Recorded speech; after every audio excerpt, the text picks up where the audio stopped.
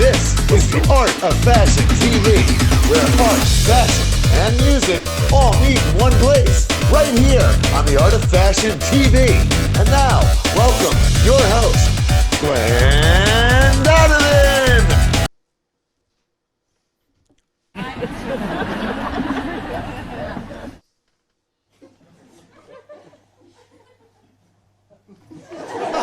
Hey, it's Nate the Mime.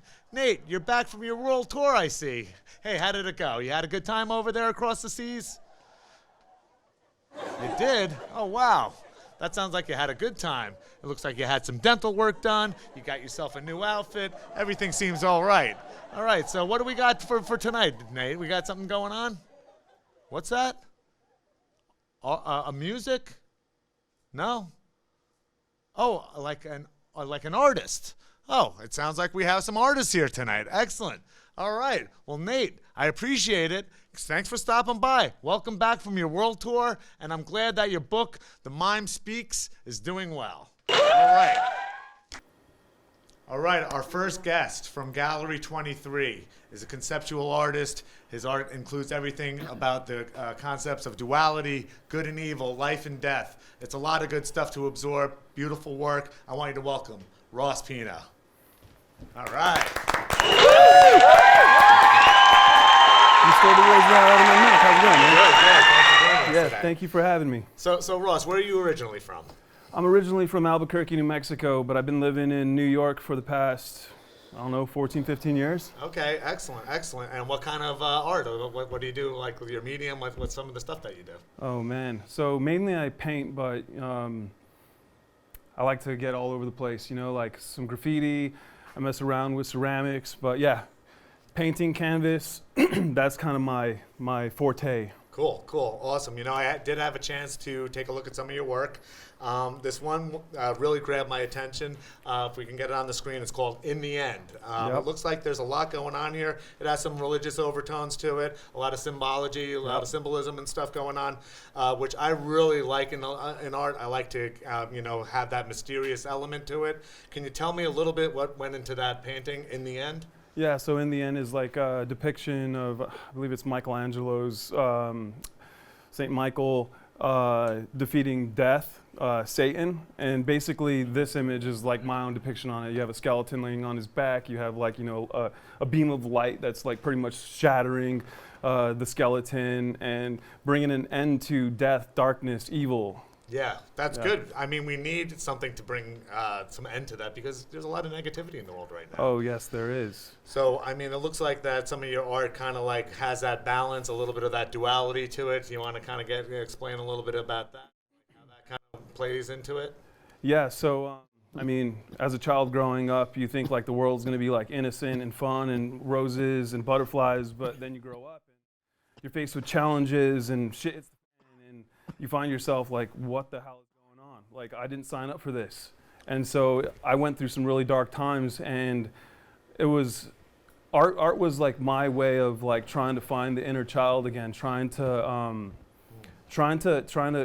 create. And what I understood was that there is a natural duality in life. There's life, there's death, there's good, there's evil, there's positive, there's negative, the yin, the yang, the left, the right, the up, the down, you name it. Like there's a polar opposite for every single thing. Right. I really believe that too, and I try to like stay on like that positive side of that. For sure. And I know there's a lot of like that weight in this world. There's a lot of negativity. Mm-hmm. That positivity is kind of like struggling right now to, kind of overcome that or have that balance because there's a lot, it seems like there's a lot of imbalance in the world. And I think art is, it's a great way of like, kind of, bringing that into a visual format or something like that. Definitely. And I try to embrace both sides, like everybody wants just like the nice and the cozy in their life, but even in the darkness, I found to just, appreciate life. Even in like my trials and my tribulations, I'm learning how to embrace it and just be like, what, it's a season.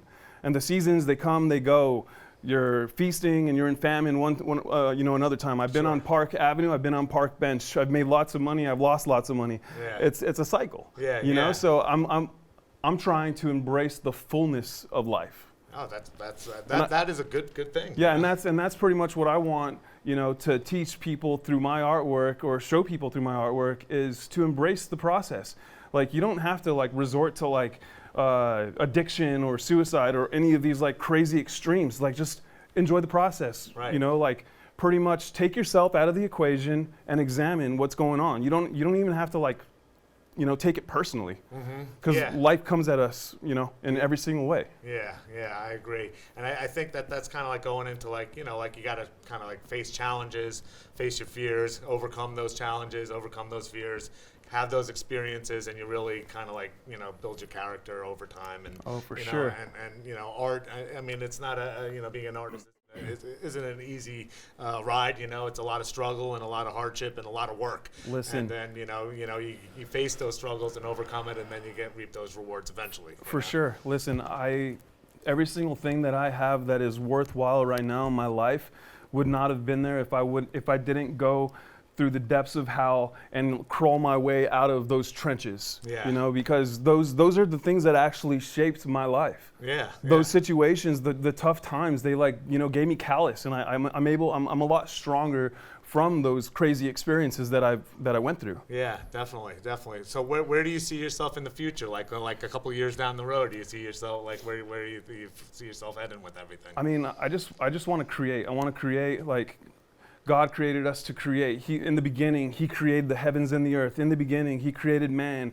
He was a creator. So He gave us the ability to create. And what I want to do is I just want to create. I want to bring life into this world. I want to tell people the story of my life. I want to tell the story of life in general, from the darkness to the light, the evil and the good. I want to stir shit up. I want to, you know, get things, you know, I pretty much want to get things, you know, crazy. I want to make the world think differently. Yeah, you know what I mean? And art is like such a great medium to send messages and get that, you know, different points across. You know, do you think art can change the world? I think it is. It's the number one thing that is shaping our reality right now. I think that everything is art, and then people are catching up to what the artists are actually saying. Yeah, and there's a lot to be said these days. Excellent. Well, Ross, I think that's all we got for now. We're going to bring out a couple of your friends, you know, from Gallery 23 in New York. Thanks for coming. Stick around, and we're going to be right back. Thank you. All right, welcome back. We have our next artist coming up right now, native New Yorker, with her new series called Light from Dark. I want you to welcome Jules CL. All right.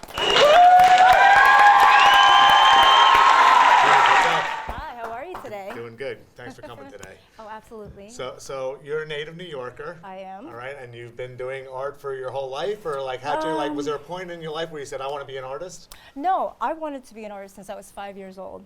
Okay. I love art, and I love creating. I love expressing myself, and as a little girl, I was really quiet. So art gave me a voice, and I feel like art gives everyone a voice. Right. Even if you're not painting, art gives you a voice because you pick and choose what you like, and you're expressing yourself through that, saying this is what I like, and you're making a statement. So I always feel that art plays a big role in communication. It does. And from your heritage, I mean, did that have something to do with your upbringing to like get you involved with your art and your work? Oh, does it? My grandmother, traditional Chinese women who thought girls shouldn't do this and girls shouldn't do that. So I have an older brother, and he's like, well, his name is Jimmy. And she said, well, he could do this and he can do that. He can go to college. And I said, well, what about me? She said, no, you're a girl. You're just going to get married and you're done. And so I'm like, no. Yeah, no. So growing up, I mean, you were kind of like, you know, not so much a tomboy, but like kind of going against that kind of upbringing, that kind of mindset that, you know, women should keep their place and that you're going to kind of like break that tradition. Absolutely. And go on. And that's kind of like a very Western American thing to do. Yes, and I'm so fortunate to have been born in the United States because you can do what you want, and you can express yourself the way you want, you can dress the way you want, do everything the way you want, and you take that control back. Yeah. And that's what I want for women, and not just women, just anybody. Just take control of your life and figure out what it is that you want to do, and just just go for it. Yeah, I agree. And what you're doing is some really, really incredible work. I had a chance to take a look at some of your pieces. It's beautiful. I thought they were photographs when I first saw them. Oh, thank you. There's just some really interesting pieces. We're going to show a couple of them right now. And can you just explain a little bit about some of these pieces that we had up here? Sure. So my Light from Dark series. Again, it's coming from within. You have to find yourself. It doesn't matter how old you are, where you come from. You just have to find what you want and just go for it and make it happen. So what this series is about is taking the light of the white pastel on black paper, because it looks like photography, I've been told too, like you just said. Yeah, it does. When I first took a look at it, I thought they were photographs. Like, oh, that's Thank you. That just satisfies my OCD. It's just, you know.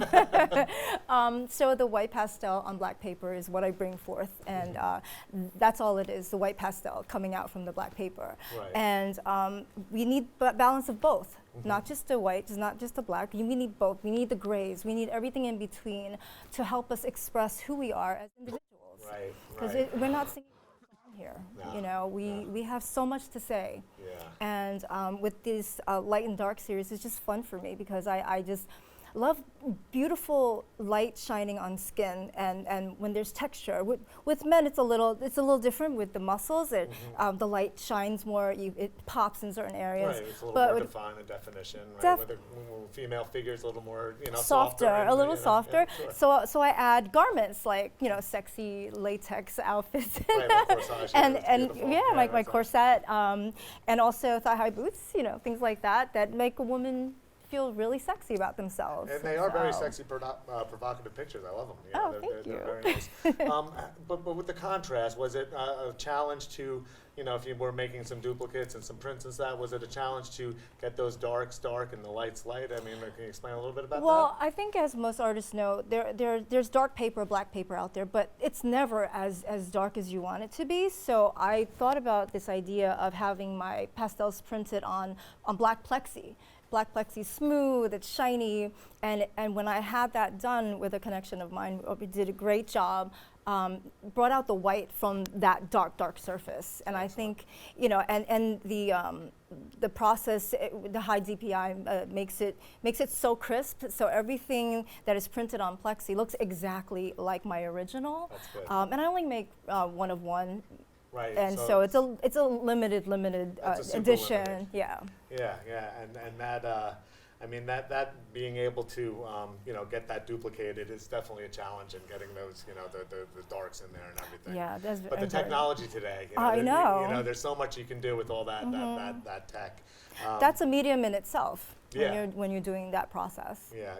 What are your feelings on like all this AI stuff that's going on now? Any take on that? I don't know. I'm a traditionalist, so even still, if it's printed on plexi, my artwork is done with my hands. Like what I do is I take the white pastel and I use sandpaper and make it a nice little powder. And so I work with my fingers into my beautiful black paper, and I just pull the lights out with kneaded eraser and things like that. So, so with my little tools, and I can't say all of it. Yeah, no, you gotta say some of the trade secrets. Exactly. Yeah. But some of those AIs are just like they're incredible. But the way I look at it is that is like it's like an artist. That's like one person. Yes. It's all kind of similar. It's all very, very detailed. And it's like, okay, you can call that person like a Van Gogh or something like that. That's an AI. Oh, okay. Is that what you're okay, kind of like look at it that way. It's a particular style. Okay. But anyway, I'm kind of getting off track. I think all styles lend itself to communication again. Yeah, definitely. So we can see some of your work at Gallery 23 in New York, right? Yes. And you have some of your stuff. Do you have some of these paintings or these works over there? I do. You can find me on www.julescl.art. Jules CL. All right. Well, thanks for coming. Thanks for having me. Yep. All right. Thanks. And we'll be right back. Okay, and welcome back to the Art of Fashion.tv. Hey, we're having a great show here. I want to, thank everybody for coming so far, and we have one more artist coming up right now. All right, I want you to give a warm welcome to Alex Smetsky. All right, come on out.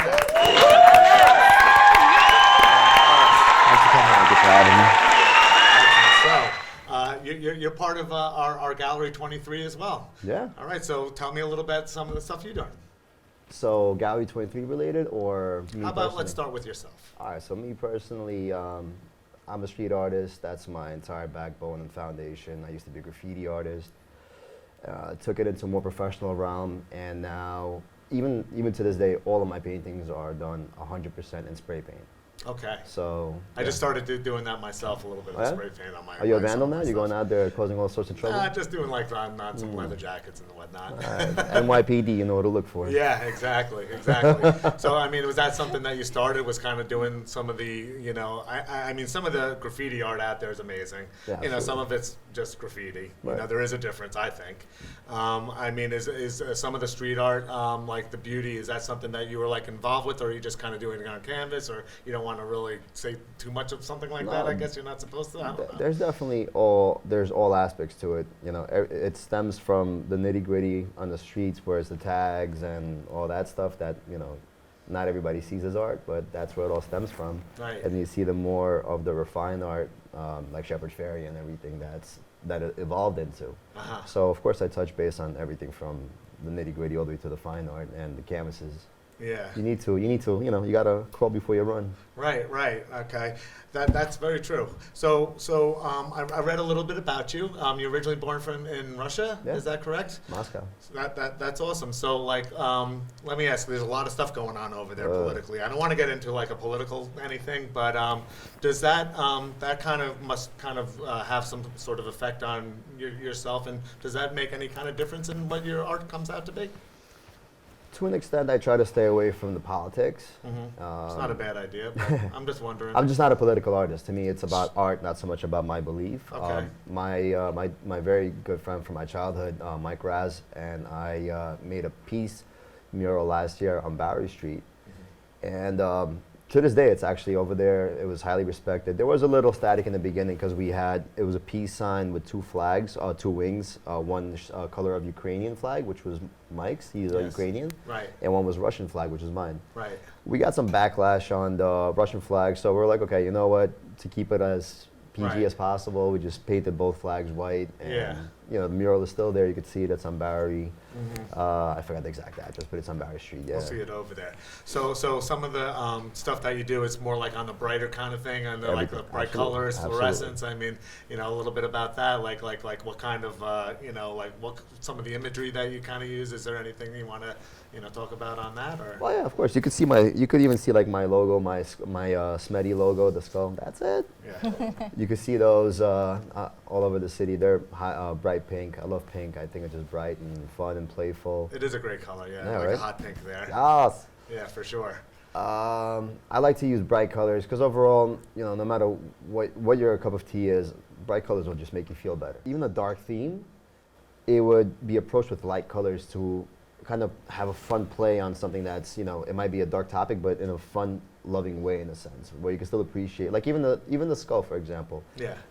Like my logo is a skull, and people ask me why skull? Like, well, we're all gonna die, right? So the one thing that we're all terrified of is death, but yet we're so scared of death that we don't live. So my whole slogan is eat life.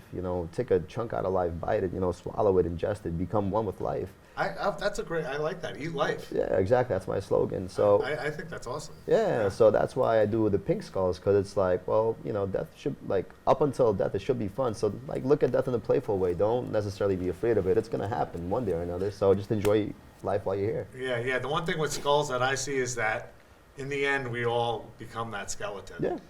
Man, woman, black, white, whatever your beliefs are, you become that skull. We're all the and same. Everybody's going to be the same underneath this Amen. little bit here. Amen. Yeah, excellent.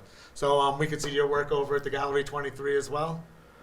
So yeah, about Gallery 23, I'm actually one of the founding fathers of it. Okay. It's myself and David. We've opened it in actually a week after the shutdown. Okay. So you've been open for a couple of years. Yeah, we're going on our 3 years now. Uh-huh. It is a nonprofit organization. We've just rolled out our full-on mission statement. We're about to do some ginormous things. We're about to do a huge mural fest.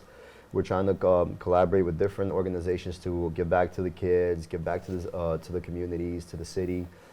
So G23 is going to really skyrocket this year. We have a lot of things that we're rolling out slowly. But yeah, you could see all of our all of these brilliant artists work We got a lot of great artists here in tonight. G23, yeah. Yeah, okay, so that's what it is, G23, and we can find Gallery 23 New York online under that? Yeah, Instagram is gallery23ny, and the website is gallery23ny.org. .org, okay, excellent. Excuse me. Well, I want to thank everybody for coming today. It was, a great time. We're going to have a lot of support for your new gallery, and that's great that it's nonprofit and giving back to the community. I believe that that's all important and everything. But, I just want to say thanks for everybody. Thanks to our artists. Thanks to Nate, and thanks to you watching us. We're going to see you next time on the Art of Fashion TV. Peace and love. Hey, I wanted to thank everybody again for coming out on the Art of Fashion TV. We're having a great time and the party never ends on the Art of Fashion TV. See you next time.